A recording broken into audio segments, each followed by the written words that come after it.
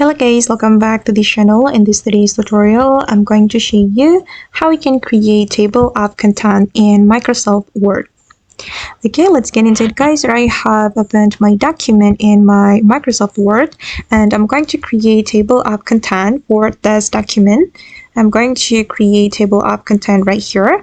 First thing first, we need to go to the references. And then we can click on table of content, and you can choose the type of table of content you want to apply or you want to add to your document. And I'm just going to select this automatic table. Okay, and I'm going to click on OK.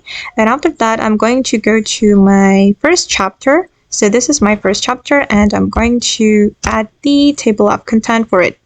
I'm going to go to the home and then select the styles right here. And I'm just going to choose the heading 1 for this chapter 1. And for the subchapter, I'm going to select heading 2 for it. Okay, and I'm just going to modify the heading 2. I'm going to select modify and I'm going to change the color, the font color. And for the font as well, I'm going to choose Times New Roman and I'm going to select 12. Okay, and then click on OK. Okay, and for this subchapter, I'm going to add A. Alright.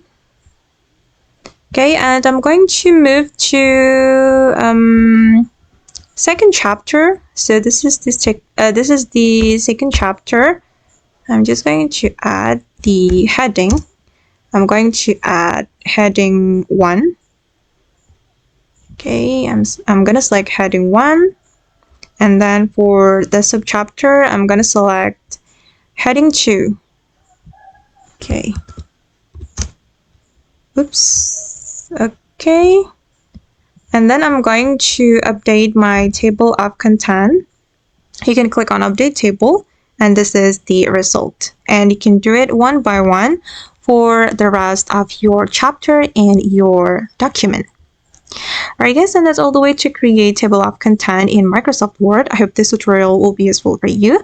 Thank you so much for watching and see you in the next video.